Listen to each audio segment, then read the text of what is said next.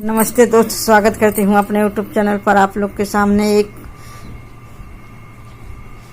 देहाती नाच गीत सुनाने जा रही हूँ। आप सुनिएगा, कमेंट बॉक्स में बताइएगा हमारा गीत कैसा लगा।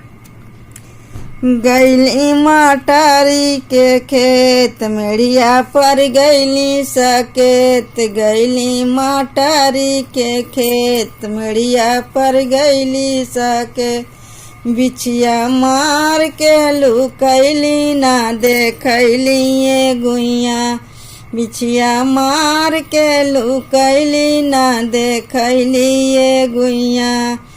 अइले ससुरु झारावार सासू बैठे रखवार, अइले ससुरु झारावार सासू बैठे रखवार, छछा काल कई के रोवे मोर बाला मुआना, छछा काल कई के रोवे मोर बाला मुआना।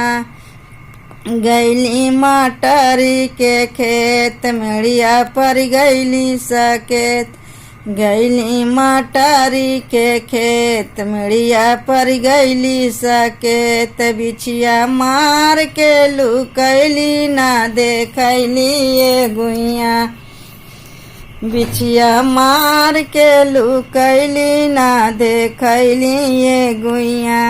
अइला जेठऊ झारावार जेठनी बैठे रखवार, अइला जेठऊ झारावार जेठनी बैठे रखवार, छछा काला कई के रोवे मोर बाला मुआना, छछा काला कई के रोवे मोर बाला मुआना। गैली मटारी के खेत मेड़िया पर गैली सकेत, गैली मटारी के खेत मेड़िया पर गैली सकेत, बिछिया मार के लुकैली ना देखैली ये गुइया, बिछिया मार के लुकैली ना देखैली ये गुइया।